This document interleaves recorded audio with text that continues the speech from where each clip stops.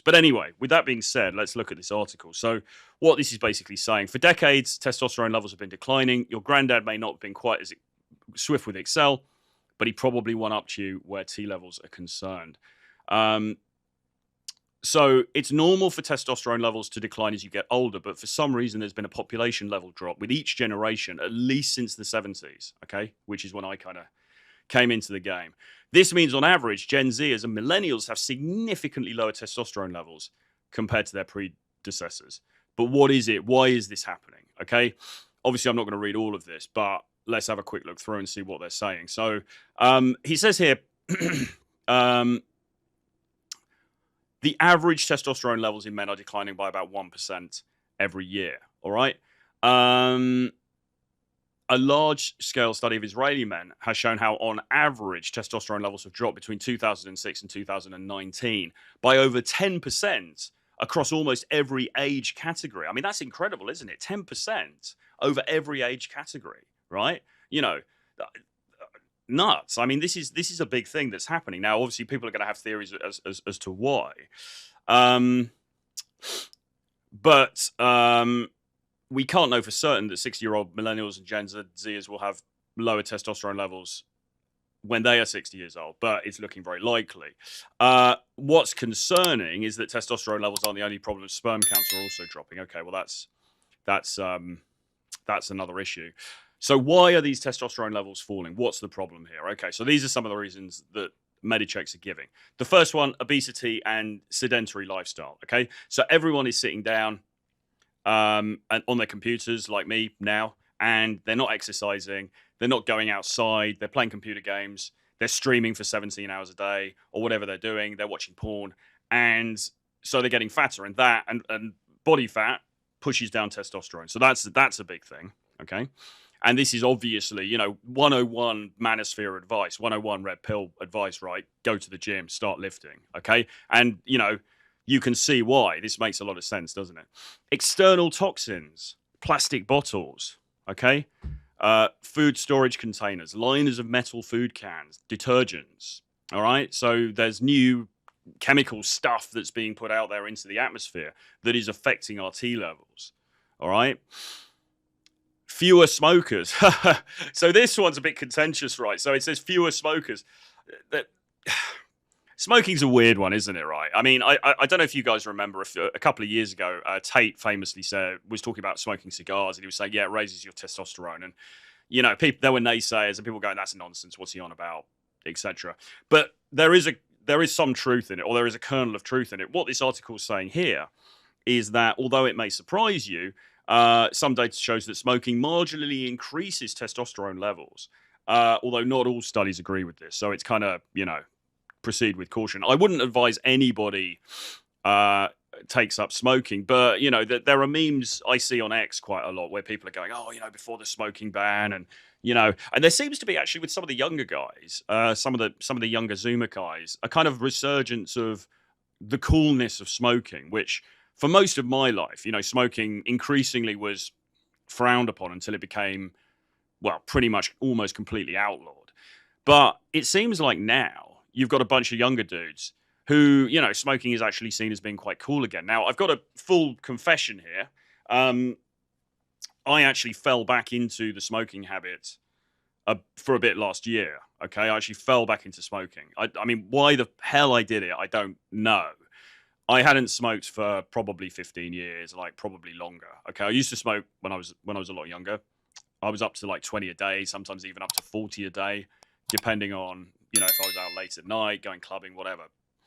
And then I gave up and I didn't smoke for, like, as I say, 15, 20 years. And then suddenly last year, well, I'll tell you what happened. So basically what happened was when we were in Russia and we were going to shisha bars, I was going on dates to shisha bars with different girls and things because shisha was really big over there. So I kind of got back into the shisha thing.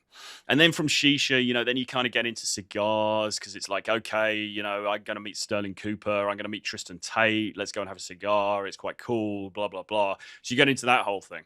And then the path then to, well, why not just buy 20 Marlboro is, open to you, right? It's a much easier mental thing of just like, so then I started having drags off a friend's cigarette and one drag leads to two drags, and then, you know, suddenly I end up, so last summer I'm buying packets of cigarettes, smoking 20 a day again, you know? And the thing with smoking is it's very seductive, okay? It's the crappiest drug in the world because it doesn't really get you high. It doesn't really give you anything.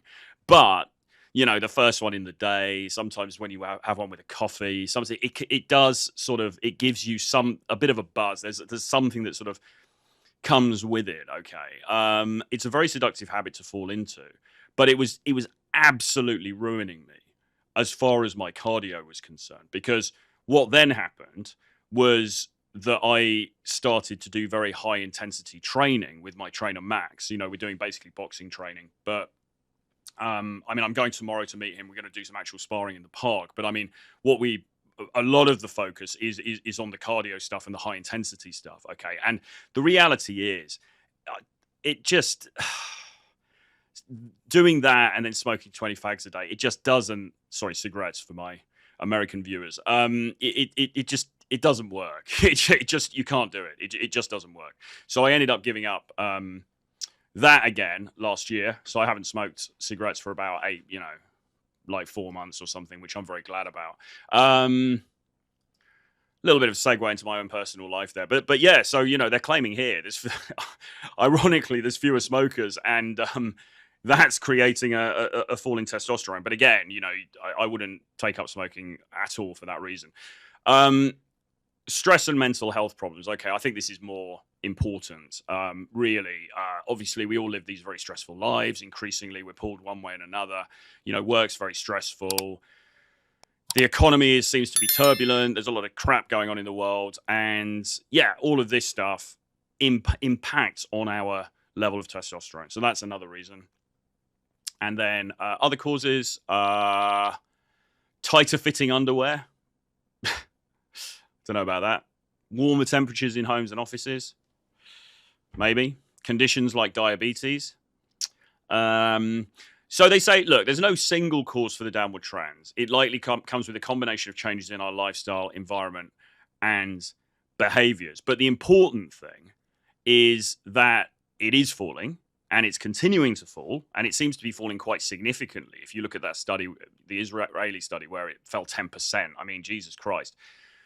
And, you know, it says testosterone is a sex hormone produced mainly in the testes. It plays an essential role in developing and maintaining typical male characteristics, all right? Like, you know, let's not get too tinfoil hat here, but this is interesting stuff, including building muscle, growing body and facial hair, and regulating sperm production. A lack of testosterone can lead to a variety of symptoms, from fatigue to reduced sex drive, okay? And that, I think, and this, again, in my layman's view of this, and in James Tusk's layman's view of this as well, we think there's a correlation between lowered testosterone and the lack of ability to go and approach a woman, or the lack of ability to just put yourself out there, be super social, meet people, bring new people into your life, and do all the things that you need to do to have an abundant dating life, okay? And often we'll work with clients and we'll say to them, well, look, why don't you get a testosterone test? Let's see where you are hormonally. And lo and behold, it will turn out that actually their testosterone is quite low, and then they need to do something about it. Now, people are asking questions here about, and by the way, questions and comments and insults and anything else, please put them in the chat. Super chats are available now on this channel, so please, if you want to support the channel, please do so through a super chat. And any questions, obviously, with a super chat attached, will be read and we will deal with. So, Money Causes Divorce says, how much is TRT per money, and is it for life? So I think I don't have a definitive answer to that. I mean, it depends what you're doing. It depends how much of it you're doing. There's a number of variables in that. I guess it depends where you're buying it from, and the quality of the stuff and everything else. I mean, there's so many different things. I would say if you're doing a light replacement therapy regime, okay, so we're not talking about doing anything nuts. We're not talking about doing anything crazy like becoming a bodybuilder and, you know, shooting loads of hardcore anabolics or anything like that. If we're talking about just testosterone replacement, Obviously, there is a there is a cost to it, depending on how much you're doing. Obviously, the more of it that you are prescribed, because you need to go to somebody who knows what they're talking about and tells you how much you should be taking, because you don't want to be taking too much. You don't want to be taking too little, okay? Obviously, the more that you're taking, the more you're going to get through, the more expensive it's going to be.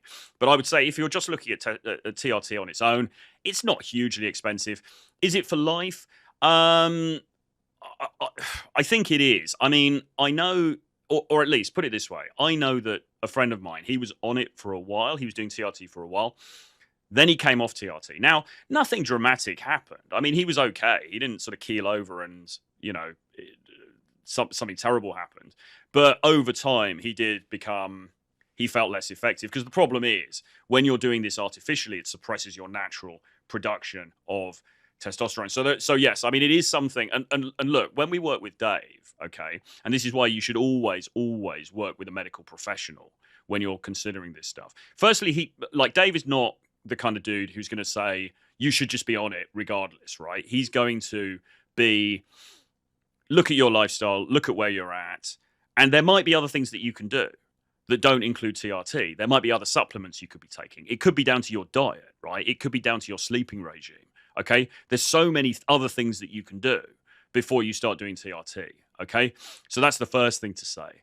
And yeah, so I lost my thread there, but yeah, so look, it's not necessarily about just going onto some hardcore regimen just for the sake of it. I would highly recommend against that. But at the same time, if you are going to do it, then yes, you do need to research properly, work with a qualified person, and understand that this is likely to be a lifetime commitment. Having said that, the benefits that you can get from it are very, very high. There was a really great video, actually. I mean, I don't have it up here.